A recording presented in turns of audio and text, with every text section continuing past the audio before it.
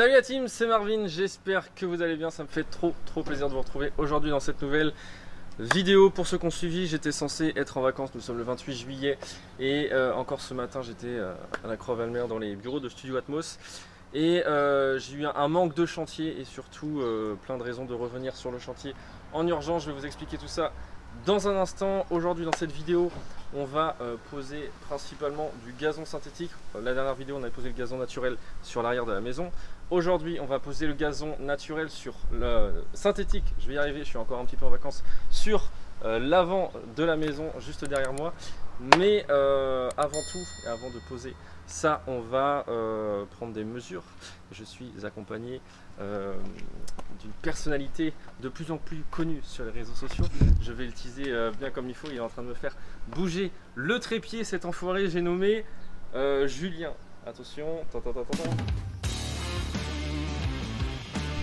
Alors là il est content parce qu'il a fait sa pub gratos. J'ai nommé Julien de Technium, ma belle verrière, bientôt ma belle pergola. Exactement. Justement, tiens, en parlant de pergola, mon beau Brasero. Mon beau Brasero aussi. Plein de petits projets en cours peut-être. Et ben, pourquoi je suis là, Marvin? Pourquoi tu es là? Bien dit donc.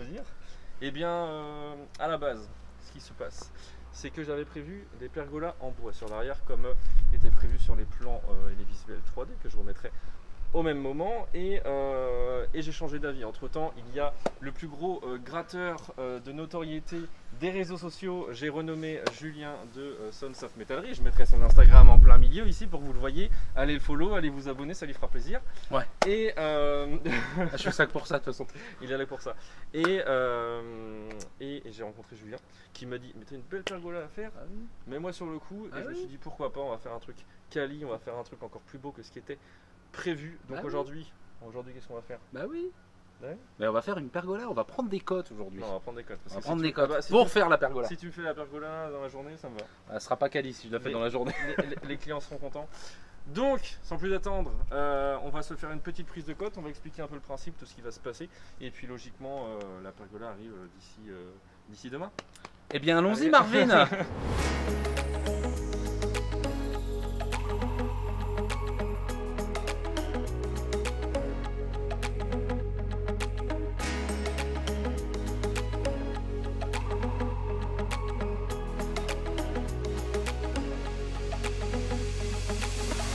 J'ai pas précisé aussi, je manquais à Hotman apparemment aussi. On est censé être en vacances, hein, c'est-à-dire que là on est en vacances. D'ailleurs Hotman t'es pas payé aujourd'hui, je te l'ai pas encore dit, mais et enfin voilà, je suis arrivé de l'aéroport ce matin, il m'a dit vas-y je viens te chercher, et puis finalement il m'a dit bah vas-y je viens avec toi sur le chantier. Il voulait coller du gazon synthétique, donc Ouais, je me posais vraiment la question, je dis c'est vrai t'es en vacances? Il me dit ouais on est en vacances. Il m'a dit il est venu me chercher à l'aéroport, il fait vas-y bah je viens bosser avec toi. Des Hotman, des frères et tout machin, moi aussi. Ouais, qui veulent envie de bosser, c'est intéressant quand même. J'ai le meilleur, s'il te plaît tu me le voles pas, merci. Donc, explication, avant de poser ce gazon synthétique, les deux pergolas vont se trouver ici. Et viens donc faire la présentation toi au lieu de faire le beau. J'arrive. Donc qu'est-ce qu'on va faire mes petites limailles? Je te coupe. C'est quoi cette casquette? Bah l'atmosphère est au nettoyage. Parce que je la porte tellement beaucoup ta casquette. Ah ouais, je crois ça. Je suis obligé de la laver comme ça. Il s'est rattrapé en une phrase. Donc explication. Oui. Pergola. Pergola ici, donc on va avoir une pergola, ce qu'on appelle une autoportante ou autoportée, ça dépend comment vous voulez l'appeler. On va mettre deux grosses structures, donc deux poutres en tubulaire qui vont à peu près faire ça comme de largeur et ça de hauteur, qui vont partir du mur. Donc, comme ça. Et qui vont redescendre sur le muret pour donner un effet un peu graphique. Muret, grosse murette. Grosse murette. Grosse costaud. Voilà. On va venir en appui là-dessus. Mais c'est pas fini. Après, dans cette structure, vu que je peux pas emmener une pente dans ce sens-là ou dans ce sens-là, on va se servir des deux poutres de chaque côté qui sont assez hautes pour faire une pente pour l'évacuation des eaux, parce que bien sûr, ces deux pergolas sont étanches et vitrées sur le dessus. Et ça, c'est beau quand même. Et sur le dessous, il y aura des lames bois où on aura l'impression que ce sont des pergolas ajourés, alors que non. À toit plat en dessous. Exactement. Avec une pente sur le dessus. Parce que une pente sur le dessus et à toit plat en dessous. Ça, c'est beau, ça. Donc oui, parce que c'était très important pour moi que la pergola soit à toit plat vu du dessous. Et que forcément, vu que les lithos ils vont être en bois, on connaît le bois c'est très bien. mais quand ça prend l'eau, ça bouge et surtout que ça grise. En soi, ça j'aime bien quand ça grille, mais c'est surtout pour le nettoyage, c'est pas très pratique. Et avec, j'allais dire les hivers pluvieux, mais cette année c'est l'année pluvieuse carrément qu'on a, ça a tendance à vite verdir et c'est pas pratique pour le nettoyage. Il fait quand même beau pour un mois de décembre. C'est vrai qu'il fait beau pour un mois de décembre. Je vais vite retourner dans le sud, moi surtout. Et du coup, c'est pour ça que c'était obligatoire pour moi de protéger tout ça, de les rendre hermétiques. Et c'est surtout que moi ça m'embête souvent parce que en dessous on fait toujours des salons de jardin, des trucs assez quali, on est toujours obligé de les protéger et ça pourrit en 2-2 si c'est pas protégé.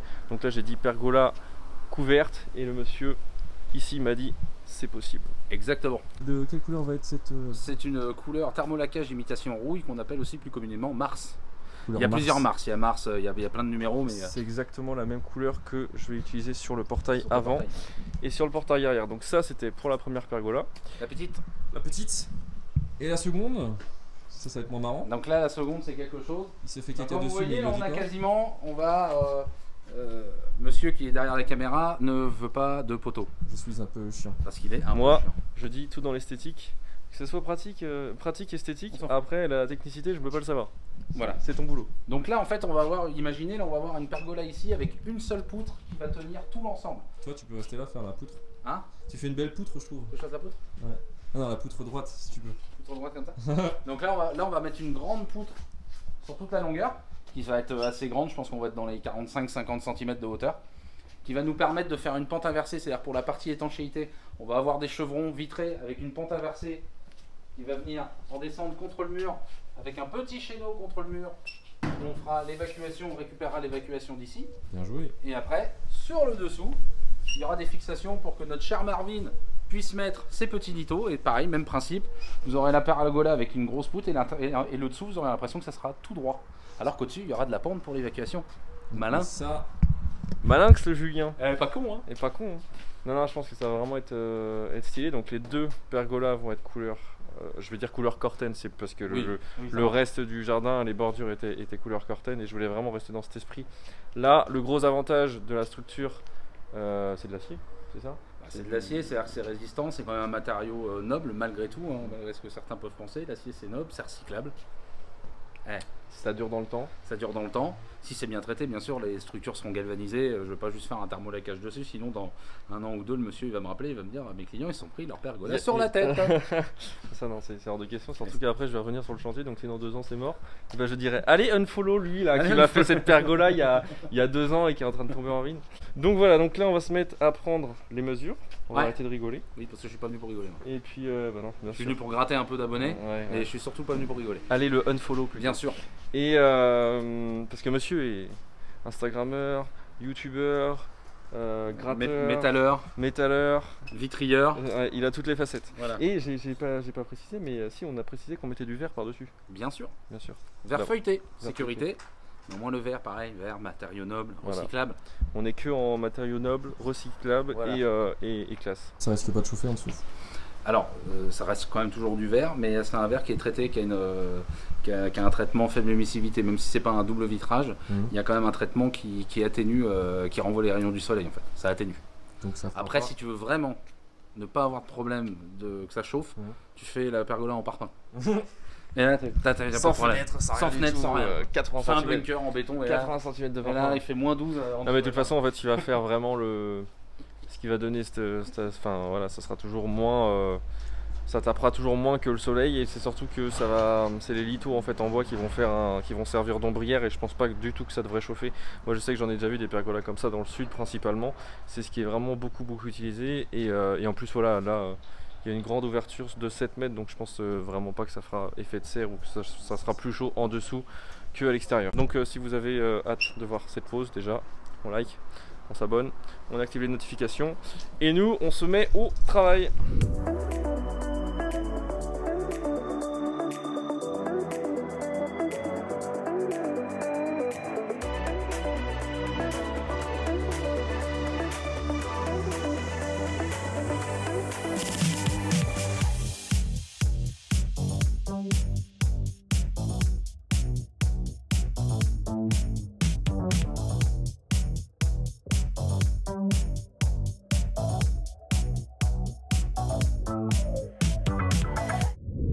Il a une vidéo qui est en train de percer. Oui, petite vidéo. Allez voir sur mon Instagram, voilà. Sons of Metallery. Voilà. J'ai mis une petite vidéo sur ma terrasse de piscine coulissante que j'ai fait. J'espère qu'on en fera une un jour ensemble, mon cœur. Bah écoute, mon petit cœur, regarde. Oh, bah non, on aurait Mais pu non, en on faire peut une pas. là, Enfin, ou alors faut faire un truc pliable comme ça. t'sais.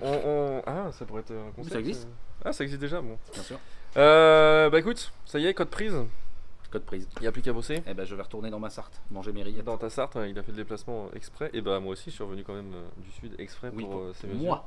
Pour toi. Pas pour ton Exprès chantier, pour c'est pour toi. moi. Pour te voir. Ouais, c'est vrai. La prochaine fois, tu tâcheras de venir avec la casquette, merci. Oui. Et bah écoute, on se donne rendez-vous dans quelques vidéos pour voir cette pause de pergola.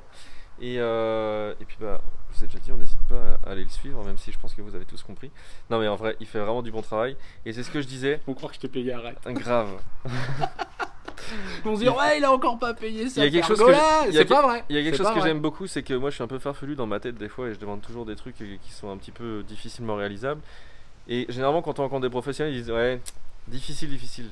Lui on lui dit, et comme ça te met du challenge pour l'avenir, Bah, on lui dit je veux ça, il dit ouais c'est possible, c'est possible, tout est possible. Et voilà. ça, c'est beau. Tout est réalisable. Merci, Après, chef. c'est faut. Eh ben, Allez, nous on va aller poser notre gazon, parce que toi t'es pas doué pour poser du gazon. Non, c'est pas mon truc de poser du gazon. Chacun son travail. Donc voilà, ça sera dans une prochaine vidéo, la pose de la pergola. Bisous mon lapin.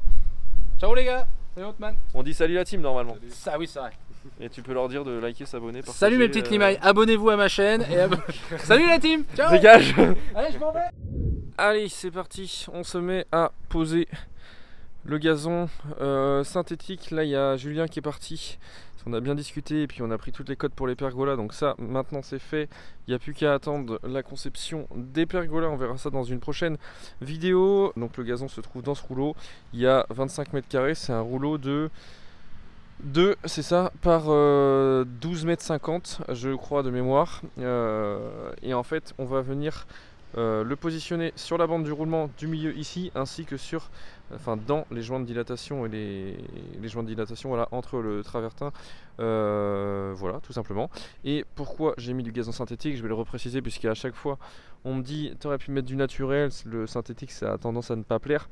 Moi ici je voulais vraiment pas trop recouvrir, je voulais pas que ça soit trop minéralisé, et c'était vraiment important d'avoir un maximum de verre dans cette allée. C'est pour ça que plutôt que de faire tout en revêtement Hydroway comme sur les côtés, on a j'ai décidé de laisser un emplacement pour du gazon sur le milieu. Le souci c'est que je peux pas mettre du vrai gazon puisqu'il y a 40 cm de remblai qui ont été apportés lors de la maison, et c'était trop de boulot de tout retirer pour mettre du gazon, et c'est surtout que ça aurait été vraiment trop contraignant en entretien de mettre du vrai gazon, et puis là de toute façon ça aurait été impossible de mettre du vrai gazon dans des joints de dilatation. Donc voilà la raison pour laquelle on va mettre aujourd'hui du gazon synthétique. Donc là ce qu'on va faire, c'est qu'on va ouvrir le rouleau. Je pense qu'on va le dérouler, on va le prédécouper, le positionner, voir ce que ça donne. Et une fois qu'on aura tout prédécoupé, tout préparé, on viendra l'encoller.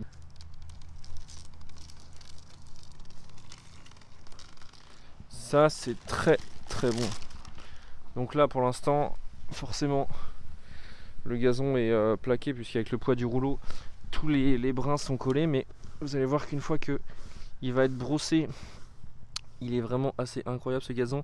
Je l'ai pris sur le site Beau Gazon. Il y a plusieurs gammes de gazon, des plus épais, des spécialisés dans les des gazons qui sont plus compacts comme celui-ci, ou qui aura peut-être plus de piétinement. Il y en a qui sont plus réalistes mais du coup un peu moins compacts. Il y en a avec des brins plus longs, avec des brins plus courts. Bref, vous avez plusieurs gammes par rapport à l'utilité que vous voulez en faire. Et celui-ci on l'a pris, c'est la gamme, je sais plus, je crois que c'est Excelia. Donc là ce qu'on va faire sur ce rouleau de 12 mètres, c'est qu'on va le dérouler.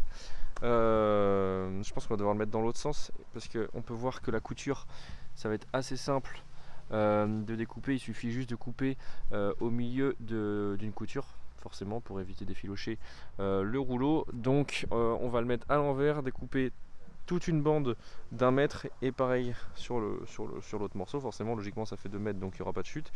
On vient le positionner et on le colle.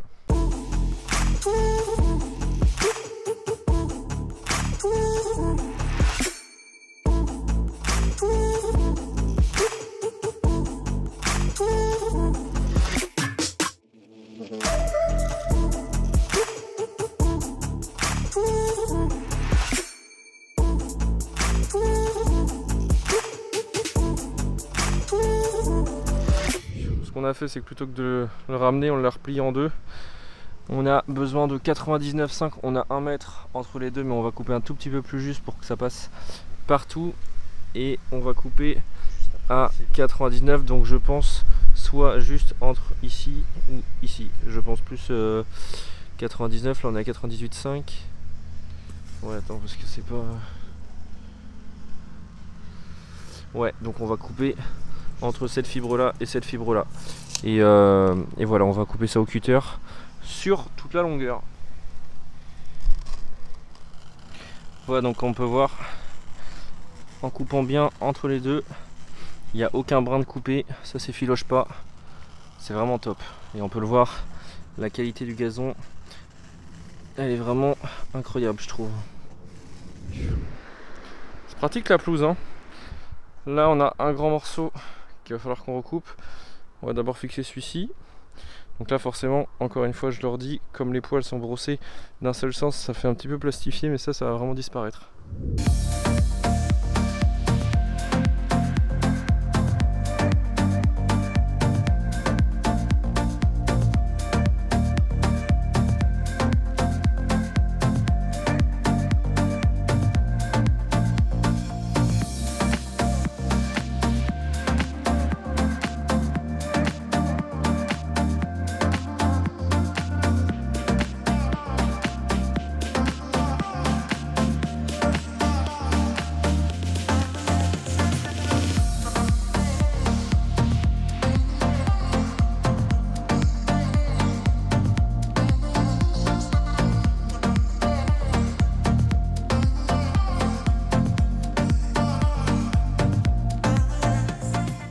Voilà, donc là ça y est, la bande elle est déroulée. Forcément pour l'instant elle n'est pas du tout collée. Il y a encore quelques petites coupes à faire et surtout l'encollage et demain le brossage, ce qui va lui rendre directement son aspect beaucoup plus naturel. Donc là on va faire tout ce qui est découpe. Là on a encore une chute pour toutes les petites chutes, enfin tous les joints de dilatation qui se trouvent entre les dalles. Donc on va faire ça, une fois qu'on aura terminé toutes les coupes, on fait notre mixture et on colle.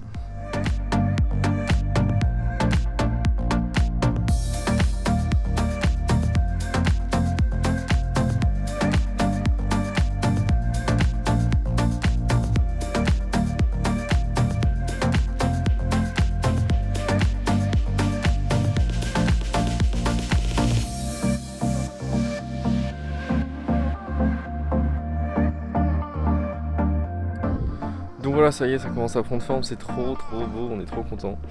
Bon, quand il n'y a pas le soleil là, donc ça crache pas autant que ça devrait, mais c'est vraiment super stylé. Et encore là, il est juste posé, on n'a pas fini les jonctions. Malheureusement, on est obligé de faire des petites coupes parce que le rouleau de gazon, pour garder le sens du poil, on peut travailler le gazon que dans ce sens là pour que tout soit dans le même sens. C'est vraiment très important, si vous le mettez dans l'autre sens, ça va se voir et ça va quasiment jamais disparaître. On verra toujours que ça a été racolé en quelque sorte à un endroit, enfin on verra toujours les onctions. Et voilà, donc ça fait plus de découpe, mais au moins, une fois que ça sera collé, ça bougera plus et au moins, en plus il y aura beaucoup moins de pertes, donc c'est top. C'est très beau. C'est très beau, j'arrête pas de le dire, j'admire. Je suis content, ça rend très bien. Et d'ici aussi, c'est pas dégueulasse. Une fois qu'il va y avoir toute la végétation là, vivement. Ça y est, coupe terminée. Regardez comme c'est beau. Donc là, c'est encore pas collé, c'est pas brossé. Bon, ici, ça ressemblera à peu près à ce que ça ressemble maintenant. Ici, forcément, il n'est pas du tout brossé, donc on est dans le mauvais sens du poil en plus, donc ça fait pas du tout joli pour le moment. Mais c'est normal. Là, ce qu'on va faire, c'est qu'on va préparer la colle et on va commencer à l'appliquer ici, simplement parce que j'ai pas trop l'habitude de faire ça et je préfère commencer petit. De toute façon, là on a, je crois, 6 kg de colle. Hop. Et en fait, comment ça se passe? C'est très simple. On a une partie, voilà, ça ressemble à ça, et ici on a un durcisseur qu'il va falloir donc mélanger entièrement et mélanger au malaxeur. Donc on va le faire tout de suite, et à partir du moment qu'on l'a fait, on a 1h30 pour l'appliquer, donc je pense qu'on a largement le temps.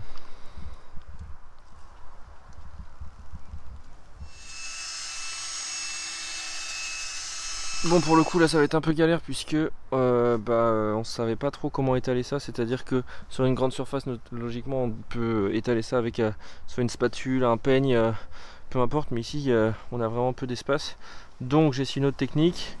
On a fait une petite fente là, une grosse fente là pour faire un appel d'air, et on va essayer de faire un liseré en fait un petit peu en mode zigzag de façon à essayer de rendre la chose le plus homogène possible.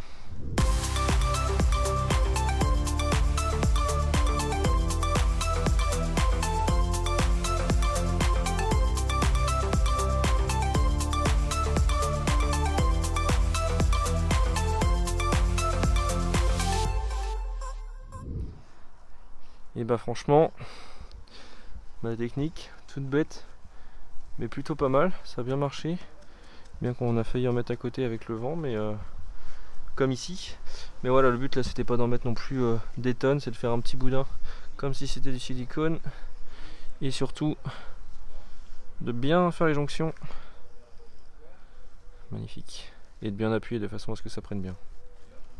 Bon, bah là pour être honnête on a un peu travaillé comme un cochon, enfin j'ai un peu travaillé comme un cochon, mais c'est pas bien grave, le principal c'est que j'en ai mis la dose, c'est vrai que normalement c'est plutôt fait pour faire les jonctions des rouleaux de gazon quand on les pose sur un terrain lambda, sur de la terre, ou qu'on vient mettre une bande de liaison, on vient l'encoller et ça fait la liaison entre deux rouleaux. Là la situation elle est différente, vu que c'est juste une seule bande qui est collée directement au sol, donc ce que j'ai fait c'est que j'ai fait un petit peu plein de liserés, plein de bavures. J'ai fait je suis un réel Picasso.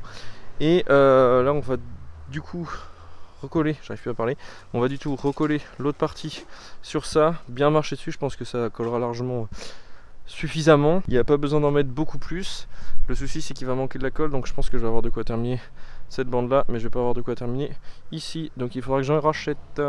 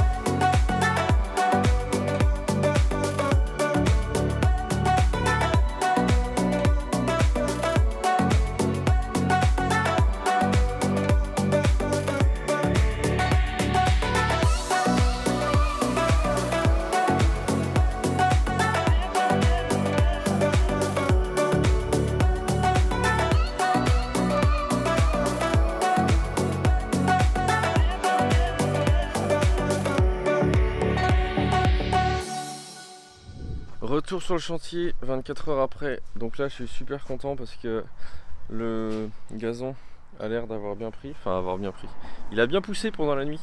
Non mais là j'ai touché, il est super bien accroché, donc je suis content, j'ai laissé la colle agir un petit peu moins de 24 heures, mais il faut laisser quand même le temps à la colle de prendre. Là ce que je vais faire c'est que je vais passer une brosse, je vais vous montrer ça dans un instant, une brosse pour brosser le gazon, pour redresser les poils du gazon et lui donner vraiment son aspect naturel. Donc je sais pas si on se rend compte, mais je peux vous affirmer que j'ai beau tirer dessus et mettre toute la force que je veux, je pense que je vais arracher les poils, mais que ça bouge vraiment pas. Donc faut s'assurer forcément qu'une fois que c'est collé, on peut plus y revenir. Donc faut vraiment être sûr d'avoir pu à bouger le gazon une fois que vous l'encollez, mais en tout cas ça tient super bien, donc je suis trop content. Maintenant ce que je vais faire, comme on peut voir ici il y a des petites feuilles à droite à gauche, ça c'est pas bien grave et à la limite je trouve ça presque aussi joli, ça fait aussi naturel. Ce que je vais venir faire c'est que je pouvais pas le faire avant vu que c'était pas encollé, je vais venir brosser le gazon, et pour brosser le gazon, j'ai loué Benjamin de la société Beau Gazon m'a prêté cette machine qui est simplement une brosse à gazon synthétique qui va être utilisé pour deux choses. Dans ce cas-là, ça va être utilisé principalement pour redresser les poils, puisque forcément, et là encore, le gazon a pris l'air, donc les poils se sont redressés un petit peu naturellement, mais on va le faire quand même pour le principe, puisque comme le gazon était enroulé en rouleau, forcément les poils étaient pliés, et pour redresser les poils, là on peut le voir par exemple, pour redresser les poils, l'idéal c'est d'utiliser ce genre de machines qui vont venir simplement brosser le gazon et le remettre, remettre les poils droits. C'est une chose qu'il faut faire régulièrement la première année, c'est-à-dire que je dirais la première année il faut le passer une fois tous les peut-être une fois tous les mois après avoir à l'utilisation, et au piétinement une fois tous les mois, et après sur la deuxième année, la troisième année, une fois tous les 6 mois. Après il faut le faire régulièrement pour vraiment entretenir le gazon synthétique. C'est forcément c'est plus logique, et pour avoir un résultat le plus naturel, c'est vraiment important. Cette machine là, elle a pas de bac, mais il existe des machines avec un bac de récupération. Ça permet justement, dans la situation là où il y a des feuilles sur le gazon synthétique, ça permet simplement de venir brosser et récupérer tous les déchets qui ont pu s'accumuler sur le gazon. Donc moi là pour le coup c'est pas une machine qui a un bac, mais sachez que ça existe.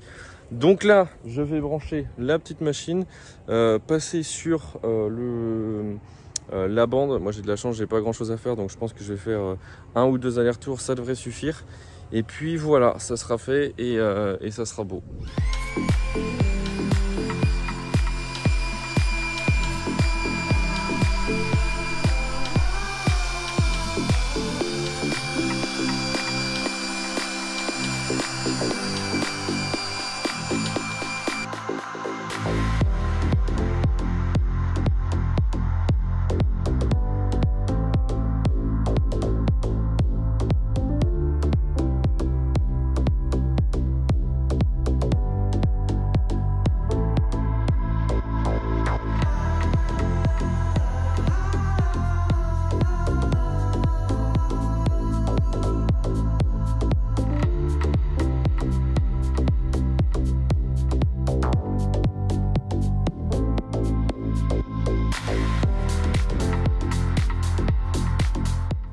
Ça y est, on est sur une fin de vidéo les amis, j'espère que celle-ci vous a plu.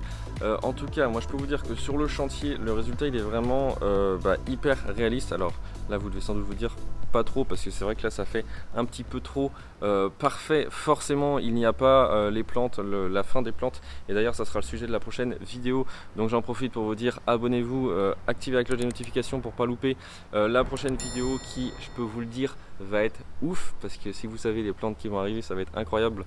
Bref, je m'étale pas, je voulais juste revenir sur le gazon synthétique que j'ai mis donc sur la bande ici et entre les dalles de travertin. C'est la gamme Excelia de chez Beau Gazon. Vous pourrez retrouver de toute façon toutes les informations sur le site internet de Beau Gazon. Je mettrai le lien dans la description, et je voulais vraiment préciser sur le fait que la gamme Excelia, c'est ma préférée personnellement pour son réalisme. C'est, je trouve, celle qui est la plus réaliste de toutes les gammes de gazon, simplement parce que c'est la gamme qui il y a plusieurs gammes de gazon en fait, et plus il y a de brins de gazon, plus la gamme est compacte en quelque sorte, moins à mon sens elle est réaliste, mais plus elle va ressembler à un gazon vraiment parfait. Mais en soi un gazon c'est jamais vraiment parfait, et ce que j'aime bien avec elle, c'est que les brins en fait sont pas trop compacts, c'est à dire que c'est agréable au pied, mais il y a cet effet vraiment naturel qui fait que voilà, c'est réalisme, il n'y a pas d'autre mot. La meilleure façon de le voir, c'est que si vous êtes intéressé, commandez la gamme Excelia, c'est celle que je peux vous recommander en tout cas pour son effet esthétique. Et voilà, je pense que j'ai fait le tour. Comme je vous ai dit, vous retrouverez tout dans la description si vous avez des informations. Et puis nous on va se retrouver vendredi prochain pour une prochaine vidéo à 17 h, donc je compte sur vous. On like, on partage cette vidéo si elle vous a plu, et dites-moi ce que vous en avez pensé dans les commentaires au passage. Moi je vous embrasse, je vous fais de gros bisous. Je vous dis à la semaine prochaine pour cette nouvelle vidéo. Ciao.